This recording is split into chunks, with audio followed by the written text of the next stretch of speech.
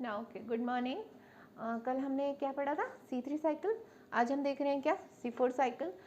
हमने C3 cycle में देखा कि भाई लाइट रिएक्शन के बाद लाइट रिएक्शन की जब स्टडी की गई तो ये पता चला कि भाई इस रिएक्शन में ओनली ATP और NADPH का सिंथेसिस हो रहा है, but there is no formation of the glucose. तो फिर मेल्विन कैल्विन आए, उन्होंने एक पाथवे डिस्कवर्ड किया था कि सारे प्लांट में आफ्टर द लाइट रिएक्शन एक और रिएक्शन होता है जिसको हमने कहा था बायोसिंथेसिस।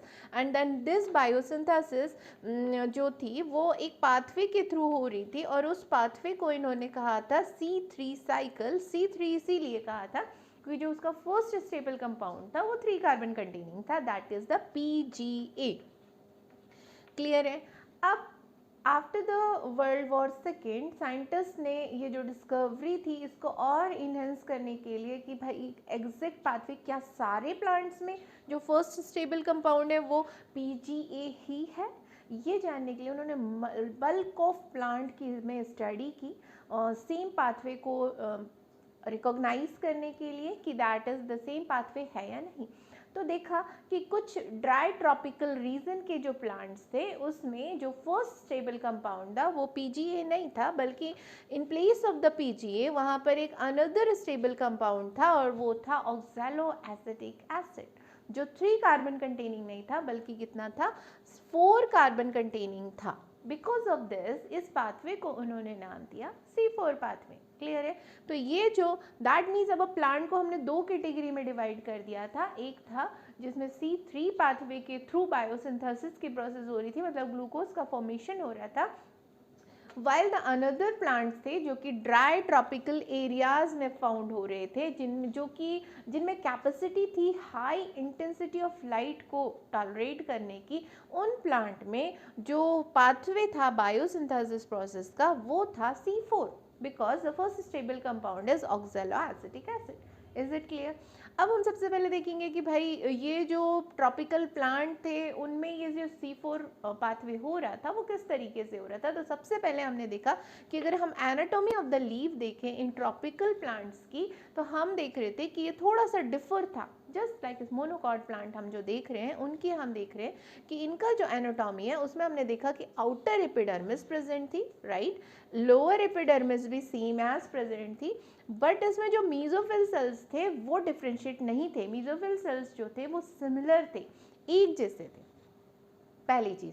दूसरा जो डिफ्रेंशिएशन था वो दूसरा डिफ्रेंशिएशन ये था कि जो इसमें बंडल वस्कुलर बंडल थे, वस्कुलर बंडल मतलब क्या, जिसमें कि जाइलम फ्लोएम प्रेजेंट है, it is called the vascular bundle. तो वस्कुलर बंडल जो कि स्कैटर्ड थे, उन बंडल के सराउंड में कुछ special type of cells present थे और जो बहुत ही कॉम्पैक्टली अरेंज थे, बहुत टाइटली प्रेजेंट थे, ताकि वो ट्रांसपोर्ट जो है उसको नहीं होने दे रहे थे। बहुत ईजी नहीं था यहाँ से ट्रांसपोर्ट होना, और काफ़ी कॉम्पैक्टली अरेंज थे ये सेल्स। और इन सेल्स को इन्होंने कहा कि ये शीट बना रहे हैं, किसके सराउंड में, बंडल्स के सराउंड में एक शीट बना रहे हैं। Because of this these cells are called bundle sheet. ये लेयर ऑफ सेल्स जो है उसको हमने बंडल शीट सेल्स कहा। Is it clear? ओके, ये जो बंडल शीट सेल्स थे, इस टाइप की जो एनाटॉमी प्रेजेंट थी इन ड्राई ट्रॉपिकल प्लांट्स में, उस एनाटॉमी को कहा गया क्रैंच एनाटॉमी। क्लियर है? क्रैंच एनाटॉमी का मतलब होता है जस्ट लाइक अ रेथ। हमने देखा है कि जब हम कुछ एक रेथ क्रिसमस वगैरह में या किसी की डेथ हो जाती है, क्रिश्चियंस वगैरह में होता है कि वो पूरी माला एक फूलों की कर लेते हैं, गोल राउंड स्ट्रक्चर रहता है, कुछ इस तरीके से ये फूलों की माला बनी हुई रहती है, कुछ इसे हम कहते हैं रेथ। और ये जो एनाटॉमी दिखाई दे रही थी वो कुछ इसी तरह की एनाटॉमी दिखाई दे रही थी, जस्ट लाइक अ फ्लावर रेथ।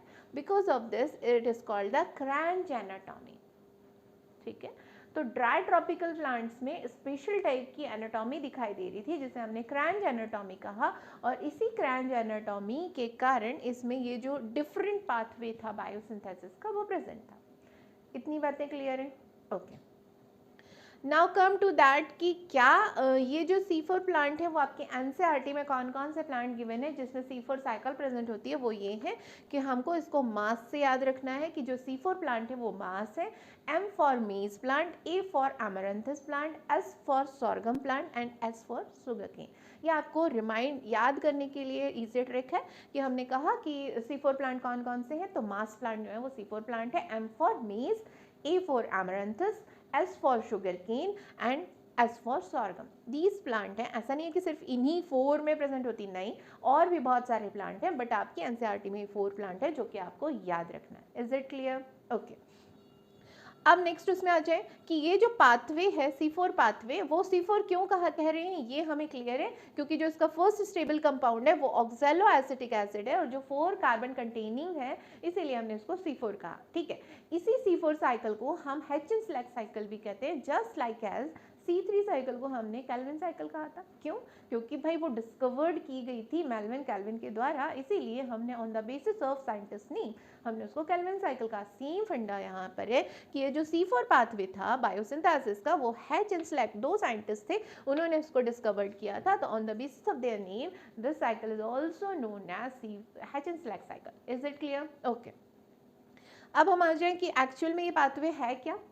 हमने देखा था C3 साइकिल जो है कंप्लीटली मीजोफिल सेल्स में हो रही थी, लेकिन यहाँ पर जो ये पाथवे है वो 2 सेल्स में हो रही है, मतलब एक मीजोफिल सेल्स में, आधी साइकिल मीजोफिल सेल्स में कंप्लीट हो रही है, आधी साइकिल जो है बंडल शीथ में कंप्लीट हो रही है। ये हमको याद रखना है क्योंकि यहाँ पर क्रायंज एनाटॉमी है, तो हमने देखा कि यहाँ पर जो C4 साइकिल है वो कुछ पार्ट इसका बंडल शीथ में हो रहा है, कुछ पार्ट इसका मीजोफिल में हो रहा है। Is it clear?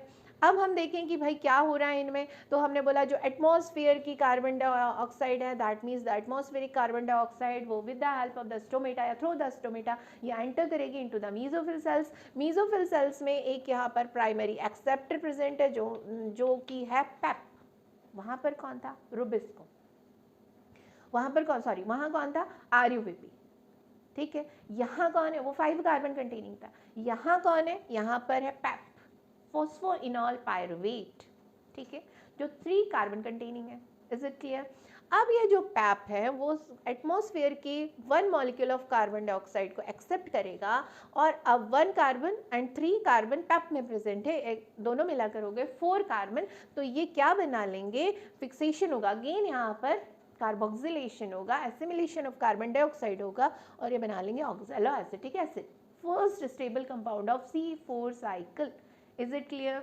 ओके, अब ये जो ऑक्सैलो एसिटिक एसिड है, हमने ये देखा था C3 साइकिल में कि जो कार्बोक्सिलेशन की प्रोसेस हो रही थी वो रुबिस्को के थ्रू हो रही थी। एक हमारे वहाँ पर एक एंजाइम था जिसको हमने कहा था रुबिस्को, उस एंजाइम के थ्रू ये साइकिल हो रही थी। तो क्या यहाँ पर भी रुबिस्को प्रेजेंट है? नहीं, यहाँ पर पेप्केज एंजाइम प्रेजेंट है। कौन सा एंजाइम प्रेजेंट है? पेप्केज। यहाँ पर रुबिस्को प्रेजेंट नहीं है, एब्सेंट है। ठीक है, यहाँ पर पेप्केज एंजाइम प्रेजेंट है जिसके थ्रू कार्बोक्सिलेशन की प्रोसेस हो रही है, that means assimilation of the atmospheric carbon dioxide into the oxalo acetic acid. Is it clear? Okay, now अब जो ऑक्सैलो एसिटिक एसिड है वो further converted into again 4 carbon containing compound malic acid या फिर aspartic acid, depend करता है। Malic acid में भी कन्वर्ट हो जाता है, कुछ अमाउंट एस्पार्टिक एसिड में भी होता है, और ये एक दूसरे में इंटर कन्वर्टेबल होते हैं, तो एक दूसरे में कन्वर्ट हो जाते हैं। अब ये जो मैलिक एसिड बना है वो हमने ये पढ़ा है कि जो प्लांट सेल्स होती हैं उनके बीच में साइटोप्लाज्म एक दूसरे से कनेक्टेड रहते हैं। 2 प्लांट सेल के बीच में साइटोप्लाज्म दोनों प्लांट सेल का एक दूसरे से कनेक्टेड रहते हैं with the help of the plasmodesmata. ये जो है वो प्लाज्मोडेस्माटा है, और इस प्लाज्मोडेस्माटा के थ्रू ये जो साइटोप्लाज्म है दोनों सेल्स की वो कनेक्टेड रहती है। तो इसी प्लाज्मोडेस्माटा के थ्रू मैलिक एसिड का ट्रांसपोर्ट होगा। क्या होगा? ट्रांसपोर्ट होगा, that is the process transport, जो कि आपकी एनसीईआरटी में लिखा है ट्रांसपोर्ट। ये ट्रांसपोर्ट होगा, और अब ये जो मैलिक एसिड है वो कहाँ आ जा रहा है? बंडल शीथ सेल में। क्लियर है? अब ये जो मैलिक एसिड है वो बंडल शीथ सेल्स में आ गया, जो कि अगेन 4 कार्बन कंटेनिंग है। अब मैलिक एसिड क्या करेगा? अब यहाँ पर डीकार्बोक्सिलेशन की प्रोसेस होगी। किस चीज़ की प्रोसेस हो रही है? डीकार्बोक्सिलेशन। डीकार्बोक्सिलेशन मतलब क्या होता है? हमने देखा कार्बोक्सिलेशन मतलब होता है फिक्सेशन ऑफ CO2, तो डीकार्बोक्सिलेशन मतलब रिलीज ऑफ CO2। तो यहाँ पर 1 molecule of carbon dioxide release होगा। अब 1 यहाँ रिलीज हो गया, 4 थे, 1 रिलीज हो गया, बचा कितना? 3। तो जो मैलिक एसिड है वो 3 कार्बन कंटेनिंग पायरुविक एसिड में कन्वर्ट हो जाएगा। जो 1 मॉलिक्यूल ऑफ CO2 रिलीज हुई है वो अगेन C3 साइकिल में एंटर हो जाएगी, क्योंकि हमने देखा था C3 साइकिल जो है वो यूनिवर्सल साइकिल होती है जो कि सारे प्लांट में प्रेजेंट होती है। यहाँ पर भी C3 साइकिल प्रेजेंट है, लेकिन ये कहाँ हो रही है, बंडल शीथ सेल में हो रही है, जबकि C3 साइकिल में C3 साइकिल में कहाँ हो रही थी, मीजोफिल में, कहाँ पर C3 प्लांट में, लेकिन C4 प्लांट में C3 cycle bundle sheath cell में हो रही है। इसका मतलब कि जो ये C3 साइकिल है, यानी ये जो C3 प्लांट है उसमें ये प्रेजेंट है किसमें, मीजोफिल में, और जो C4 साइकिल में बंडल शीथ में, यानी कि यहाँ पर रुबिस्को भी प्रेजेंट है, रुबिस्को भी प्रेजेंट है, कहाँ पर, बंडल शीथ में, बंडल शीथ सेल में रुबिस्को भी प्रेजेंट है, जबकि पेप्केज एब्सेंट है। यहाँ पर पेप्केज प्रेजेंट है जबकि रुबिस्को एब्सेंट है। क्या ये दोनों बातें क्लियर हैं, कंफ्यूजिंग तो नहीं है?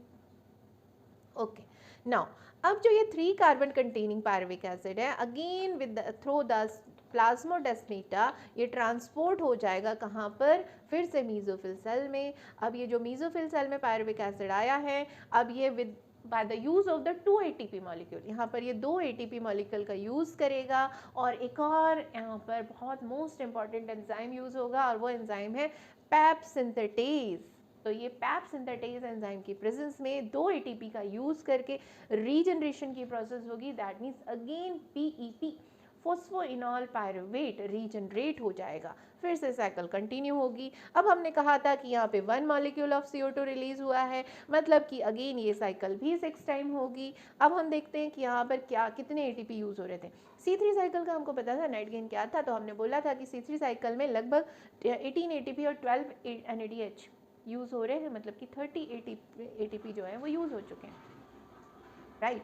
हमने बोला जो C4 साइकिल है, C4 साइकिल में क्या हो रहा है, तो C4 साइकिल में हमने कहा कि भाई यहाँ पर ये C4 साइकिल में 2 ATP यूज़ हो रहे हैं, 6 टाइम ये चीज़ें चल रही हैं,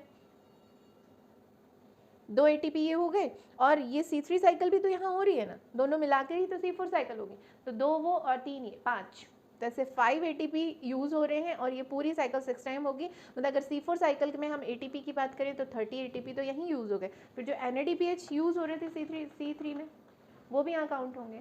तो इसका मतलब है कि यहाँ पर कंपैरेटिवली C3 साइकिल के कंपैरिजन में यहाँ 12 ATP जो है वो ज़्यादा यूज़ हो रहे हैं, ज़्यादा यूटिलाइज हो रहे हैं, ठीक है। ये जो C4 साइकिल है इसमें ATP भी ज़्यादा लग रही है, लेकिन यहाँ कार्बन डाइऑक्साइड भी, amount concentration of the carbon dioxide भी ज़्यादा होगा, क्योंकि यहाँ पे ये रिलीज C3 में जो चल रहा है वो तो चल ही रहा है, यहाँ पर भी कार्बन डाइऑक्साइड इसको सप्लाई होते जा रही है, इसलिए यहाँ पर फोटो रेस्पिरेशन नहीं होता है। अब फोटो रेस्पिरेशन क्या है वो हम नेक्स्ट वीडियो में देखेंगे। अगर आपको ये पूरा क्लियर समझ में आ गया है दैट वेल एंड गुड, अगर नहीं कोई भी प्रॉब्लम है कुछ भी है तो आप मुझे मैसेज करके बता सकते हैं। ओके, हाँ।